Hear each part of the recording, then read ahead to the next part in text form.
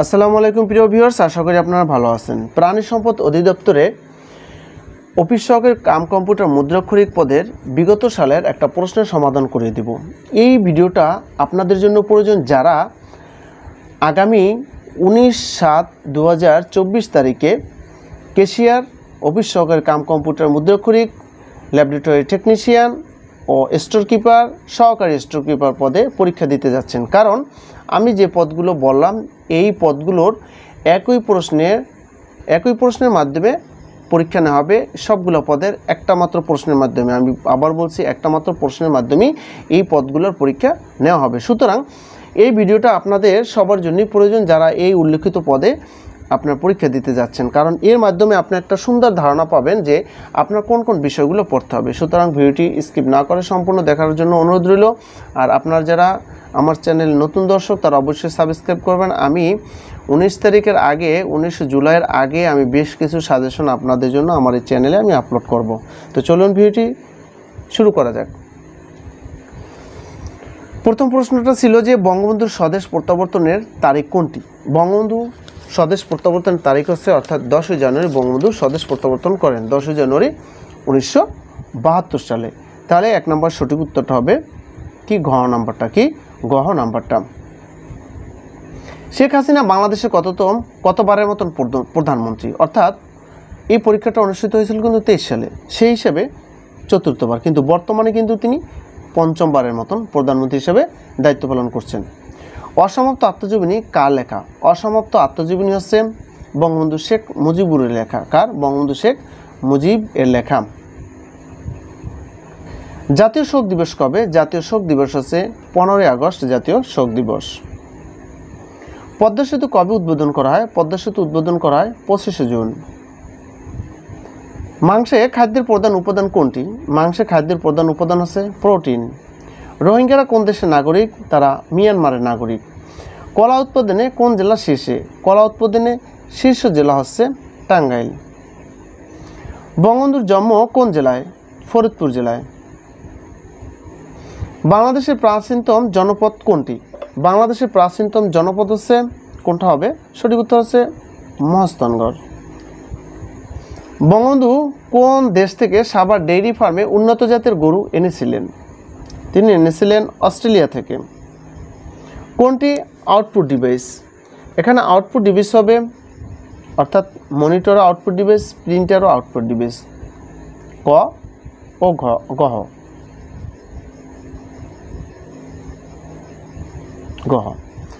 স্বাধীনতা যুদ্ধে ঢাকা কত নং সেক্টর অধীন ছিল?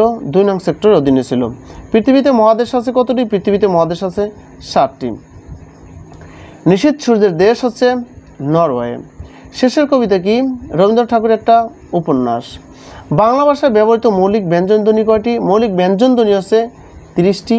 সব মিলিয়ে যদি বলা হয় বাংলা বর্ণমালায় মৌলিক ধ্বনির সংখ্যা কত, তখন বলবেন 37টি, কারণ মৌলিক স্বরধ্বনির সংখ্যা 60টি। ঠিক আছে। ক থেকে উম পর্যন্ত 5টি ধ্বনি হচ্ছে কি? 18 নম্বর সঠিক উত্তর হবে গহ অর্থাৎ কণ্ঠধ্বনি। অভিষ্টের সন্ধিবিচ্ছেদ কোনটি? অভিষ্টের সন্ধিবিচ্ছেদ হচ্ছে অভিযোগ ইষ্ট। অভিষ্ট কি? অভিযোগ ইষ্ট, অভিষ্ট, সরি এখানে ইষ্ট হবে, রস্যই হবে। ঠিক আছে, অভিযোগ ইষ্ট, অভিষ্ট। চেয়ার কোন লিঙ্গ? চেয়ার হচ্ছে ক্লিব লিঙ্গ। কি চেয়ার কোন লিঙ্গ? চেয়ার হচ্ছে ক্লিব লিঙ্গ। কুলি কোন ভাষার শব্দ? কুলি হচ্ছে তুর্কি ভাষার শব্দ। কি? কুলি হচ্ছে তুর্কি ভাষার শব্দ। সমাজ শব্দের অর্থ কি? সমাজ শব্দের অর্থ হচ্ছে সংক্ষেপণ। কি? সমাজ শব্দের অর্থ সংক্ষেপণ। অমিত ও লাবণ্য চৈত্র দুটি রচিতাকে রবীন্দ্রনাথ ঠাকুর। 23 নম্বরে সঠিক উত্তর হবে কি? ক নম্বরটা। সমাস কত প্রকার? সমাস হচ্ছে 6 প্রকার। কি? সমাস 6 প্রকার। সঠিক বানান কোনটি? চাণক্য। কি? চাণক্য। হ্যাঁ, ওই যে চাণক্য, মাণক্য, গণ, আপন, লবণ, ওই যে আপনার নতত্ব শতত্ব বিধানের একটা আছে না, একটা ছড়া আছে, কিন্তু মনির চৌধুরীর বইতে কিন্তু আছে। আচ্ছা, মৌলিক শব্দ কোনটি? এখানে মৌলিক শব্দ হচ্ছে কি? গোলাপ। কোনটি তদ্ভব শব্দ? তদ্ভব শব্দ হচ্ছে কবিতা। মা শিশুকে খাওয়ান, এটি কোন ধরনের ক্রিয়া? মা শিশুকে খাওয়ান, এটি কোন ধরনের ক্রিয়া? এটা হচ্ছে প্রযোজক ক্রিয়া। চা কোন ভাষার শব্দ? চা হচ্ছে চীনা ভাষার শব্দ। হাতি শব্দের সমার্থক শব্দ কোনটি? গজ। আমি ঢাকা যাব বাক্যে ঢাকা কোন কারক? অধিকরণ কারক। কোন বানানটি শুদ্ধ? এখানে শুদ্ধ বানান হবে চূর্ণ বিচূর্ণ। খ নাম্বারটা হচ্ছে সঠিক উত্তর। অনুলোপ এর বিপরীত শব্দ কোনটি? অনুলোপ এর বিপরীত শব্দ হচ্ছে প্রতিলোপ। ভাষার ক্ষুদ্রতম একক কোনটি? ভাষার ক্ষুদ্রতম একক হচ্ছে ধ্বনি। বাক্যের অন্তর্গত প্রত্যেকটি শব্দকে কি বলে? পদ বলে। হি ইজ গুড ম্যাথমেটিক্স, তাহলে গুড এর পর অ্যাট বসে। গুড অ্যাট মানে কি? দক্ষ। Good at mathematics. He will go to Sylhet. 37 নম্বর সঠিক উত্তর কী হবে? On Friday. 38 নম্বর আছে কি? এনি মিনস, অর্থাৎ কি? By any means. By any means he will do the work, অর্থাৎ যে কোনো উপায়। হ্যাঁ, এর অর্থ এটা দাঁড়ায়। আচ্ছা, the debutant could not dash with other players. এখানে সঠিক উত্তরটা কী হবে? 39 নম্বর সঠিক উত্তর হবে এ নাম্বারটা, cope with. This cat is fond of. ফন্ডের পর কি অফ বসে? Fond of milk. It has been raining. It has been raining যেহেতু মর্নিং দেওয়া আছে সকাল থেকে, তাহলে কী হবে? Since morning. The patient before আছে, আমি বলছিলাম বিফোরের পূর্বে পাস্ট পারফেক্ট হবে, আর বিফোরের পরে পাস্ট ইনডিফিনিট। তাহলে অবশ্যই পাস্ট পারফেক্ট কি? সাবজেক্ট প্লাস হ্যাড প্লাস বি3 প্লাস অবজেক্ট, তো কী হবে? Had. The patient had died before the doctor came. You may take English dash Arabic. 43 এই নাম্বার হবে কি? বি নাম্বারটা, ইন লিউ অফ। কমেন্স মানে কি? শুরু করা, তাহলে কী হবে? কমেন্সমেন্স মানে কি? Start. The cow is leaves on grass. ঠিক আছে, the cow lives on grass মানে কি? গরু ঘাস খেয়ে বাঁচে। 10 years a long time to wait। 10 years, এখানে 10 years দেখেন সময়ের এককের ক্ষেত্রে ভার্ব কী হবে? ভার্ব হবে আপনার সিঙ্গুলার ভার্ব হবে। ঠিক আছে, ভার্ব হবে কি? সিঙ্গুলার ভার্ব হবে। তাহলে কি? 10 years is a long time to wait.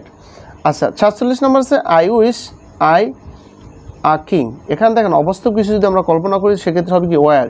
I wish I were a king. তাহলে 47 নম্বরে সঠিক উত্তর হবে কি? সি নাম্বারটা। ঠিক আছে। ক্যাটস অ্যান্ড ডগস যেটা মানে কি? হেভি, হ্যাঁ, প্রচুর। The adverb of the word slowly. ঠিক আছে। আচ্ছা, 50 নম্বর আছে কি? Synonym of freedom. ফ্রিডম মানে কি? মুক্ত, স্বাধীন। তাহলে ইমানসিপেশন অর্থ মুক্ত বা স্বাধীন। He has অ্যাবহরেন্স। অ্যাবহরেন্স হচ্ছে কি? ঘৃণা করা। অ্যাবহরেন্সের পরে প্রিপোজিশন কি বসবে? অফ বসবে। 51 নম্বর সঠিক উত্তর কী হবে? A, abhorrence of war. She is absent her cold. অ্যাবসেন্টের পর কী বসবে? অ্যাবসেন্ট। 52 নম্বরের সঠিক উত্তর বি, অ্যাবসেন্ট বিকজ অফ মানে কি? কারণ, because of her cold. We are a nation. 53 নম্বর কী হবে? We are a brave nation. Birds fly at large in the sky. At large শব্দের অর্থ সেখানে স্বাধীনভাবে কি? পাখিরা আকাশে স্বাধীনভাবে ওড়ে। ঠিক আছে, তাহলে 54 নম্বরের সঠিক উত্তর হবে কি? এ নাম্বারটা। 55 নম্বর সে কি? Call in question. Call in question means doubt মানে কি? সন্দেহ। 55 নম্বর সঠিক উত্তর হবে কি? এ নাম্বারটা। ওকে, গণিতগুলো দেখুন, গণিতগুলো ছিল অনেক সহজ গণিতই ছিল 2023 সালের পরীক্ষাটায়। ঠিক আছে, এখান দেখেন এই গুণফলগুলো আপনি কীভাবে করবেন। এই গুণফলগুলো আমি বারবার করাচ্ছি, দেখেন শর্ট করে আপনি করবেন কীভাবে। গুণ করে দেখার কোনো প্রয়োজন নাই। দেখেন 2 দুগুণে কত হয়? 4। কি 2 দুগুণে 4। দশমিক পরে সংখ্যা কটা দেখেন? 1টা 2টা। তাহলে এই 1 আর 1 2, বাকিগুলো কি এরপরে দশমিক দিয়ে দেবেন। ঠিক আছে, অর্থাৎ দশমিক করে যে কটা সংখ্যা গুণ করার পরে, সংখ্যা গুণ করার পরে যে কটা থাকবে ওই কটা শূন্য বসিয়ে দেবেন, তারপরে দশমিক দিয়ে দেবেন। ওকে, তাহলে 0.04 এই হচ্ছে উত্তর। ওকে, আচ্ছা, সমবাহু ত্রিভুজের প্রতিটি কোণ কত ডিগ্রি? সমবাহু ত্রিভুজের প্রতিটি কোণ হচ্ছে আপনার কত ডিগ্রি? 60 ডিগ্রি হবে। কত ডিগ্রি? 60 ডিগ্রি। আয়তক্ষেত্রের দুই বাহু যথাক্রমে 4 ও 3 মিটার হলে কর্ণের দৈর্ঘ্য কত? হ্যাঁ, এক্ষেত্রে একটা আপনার সূত্র জানতে হবে। কি একটা সূত্র জানতে হবে? কর্ণের সূত্র আছে কি √a² প্লাস b², ঠিক আছে। এবার আপনি দেখেন রুট, তাহলে এ আমরা ধরলাম কত 4, এ আছে কত 4, এর উপর স্কোয়ার, যোগ বি আছে কত 3, এর উপর স্কোয়ার, তাহলে কি হলো? তাহলে 4 ছাড়া কত 16, যোগ 3 3 9, তাহলে রুট কত হলো 16 আর 9 কত 25, হ্যাঁ 25 হয়। তারপরে আচ্ছা, তারপর দেখেন আমরা এখানে এই 25-এর বর্গমূল করলে কত হয়? 5 5 25, সবাই জানেন, ঠিক আছে। হ্যাঁ, 5-এর উপর স্কোয়ার দিলে তারপর স্কোয়ার রুটে কাটা যায় 5, তাহলে এর উত্তর কত 5, ওকে। আচ্ছা, তারপর 59 নম্বরটা কি আছে? 90 ডিগ্রি কোণের পুরো কোণ কত? আমরা জানি কি দুই কোণের সমষ্টি যখন 90 ডিগ্রি হয় তখন একটিকে অন্যটির কি পুরো কোণ বলে। তাহলে একটা কোণের পরিমাপ যদি 90 ডিগ্রি হয় তাহলে বাকিটা তো কিছুই থাকে না, তাহলে 0 ডিগ্রি, সেই জন্য কী হবে 0 ডিগ্রি হবে। আচ্ছা, বৃত্তের কেন্দ্রে কোণের পরিমাপ কত? কোণের পরিমাপ অবশ্যই কত থাকবে? 360 ডিগ্রি থাকবে। হ্যাঁ, এখানে কত 360 ডিগ্রি, ওকে। আচ্ছা, তারপর হচ্ছে 64-এর বর্গমূল কত? 64-এর বর্গ 8 8 64, সহজ হিসাব। আচ্ছা, 12, তার 62 নম্বর আছে 12-এর 25%। দেখেন 12-এর 25% আমরা লিখলাম 12-এর 25% মানে কি 25/100, 25/100, ঠিক আছে। এবার আপনি দেখেন কত 4 4 25 100, 3 4 কত 12, তাহলে কত 3, ঠিক আছে। আচ্ছা, তারপরে এখানে বলা আছে x=4 হলে x⁴ মান কত? এখন দেখেন x⁴ কত? x⁴ আছে 4, x এর মান দেওয়া আছে কত 4, তো 4-এর উপর যদি আপনি 4 দেন, 4টা 4 লিখে গুণ করেন, 4 গুণন 4 গুণন 4 গুণন 4, এই 4টা 4 গুণ করলে কত হবে?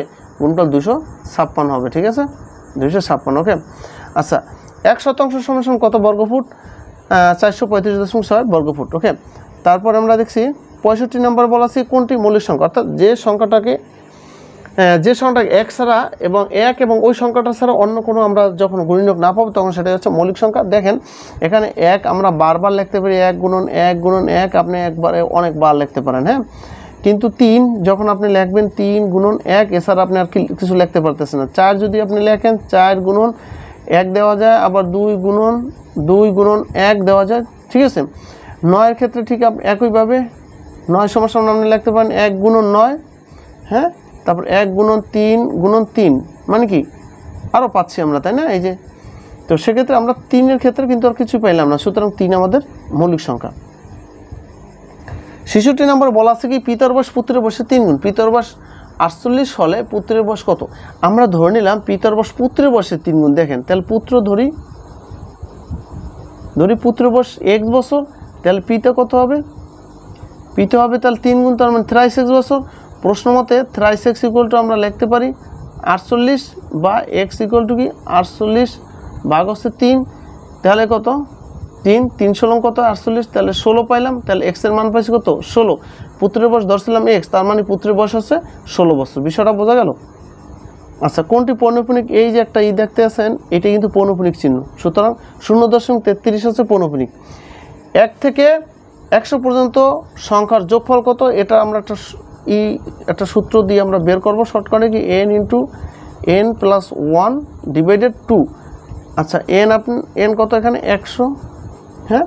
তারপরে n 100 যোগ হচ্ছে 1 ভাগ হচ্ছে 2, এখানে কত রইল 100 গুণন এখানে 100 আর 1 যোগ করলে কত হয় 101, ঠিক আছে, 101, ওকে, ভাগ আছে কত 2। এবার দেখেন তাহলে এটা আমরা কাটতে পারি কত 50 × 2 কত 100, এই 50 আর 101 গুণ করলে কত হবে 5050, এই হচ্ছে উত্তর, ওকে। আচ্ছা, 69 নম্বরটা আছে কি a = 4 b = 3 হলে ab এর মান কত? খুবই একবার সহজ অঙ্ক দিয়েছি কিন্তু, ঠিক আছে। তো আপনাদেরও অত কঠিন অঙ্ক আসবে না, আমি সাজেশনে যে গণিতগুলো করাবো আপনারা এই গণিতগুলো করবেন, আশা করি আপনারা কমন পাবেন, আশা করি, ঠিক আছে, বাকি আল্লাহ ভরসা, হ্যাঁ। তাহলে দেখেন ab, তাই না, ab এর মান কত আছে? এর মান আছে 4, b এর মান আছে কত 3, 3 4 12, একবার এগুলো পড়াই প্রয়োজন না, মুখে দেয়া যায় এর উত্তর। আচ্ছা, তারপর দেখেন 12% সরল সুদে 2000 টাকার 1 বছর মুনাফা কত, আমরা এটা I = PRN এর সূত্র দিয়ে কিন্তু সহজেই করতে পারি, ঠিক আছে। পি কত, 2000, মূলধন আছে 2000 টাকা, কত 2000 টাকা, মূলধন হচ্ছে 2000, ঠিক আছে। আচ্ছা, আর মুনাফার হার হচ্ছে 12%, তো 12 আমরা 100 লিখতে পারি। তারপরে এন হচ্ছে কি সময় হচ্ছে 1 বছর 1 দিলাম। এবার দেখেন এই 2 শূন্য আমরা কাইটা দিলাম, তাহলে 12 দ্বিগুণ কত হয়, 12 দ্বিগুণ হচ্ছে 24, শূন্য একটা, তাহলে এই হচ্ছে উত্তর। তাহলে মুনাফা কত পাবো আমরা, 240 টাকা। ওকে, তো এই হচ্ছে ভিউয়ার্স আজকের ভিডিওটা। তো আশা করি ভিডিওটা আপনাদের ভালো লাগছে। আর আপনারা যারা স্বল্প সময় যদি একটা ভালো প্রস্তুতি নিতে চান, কমন উপযোগী প্রশ্নের সাজেশন পেতে চ্যানেলটি সাবস্ক্রাইব করুন, আর আপনার স্ক্রিন দেওয়া হোয়াটসঅ্যাপ নাম্বারে যোগাযোগ করুন। হ্যাঁ, সামান্য পারিশ্রমিকের বিনিময়ে আপনাদের হোয়াটসঅ্যাপে সাজেশনটা দেওয়া হবে, ঠিক আছে। যদি কাহো আগ্রহী থাকেন, ওখানে প্রায় 1200+ প্রশ্নের একটা সাজেশন থাকবে। এই হচ্ছে ভিউয়ার্স, আর ভালো থাকবেন। আসসালামু আলাইকুম।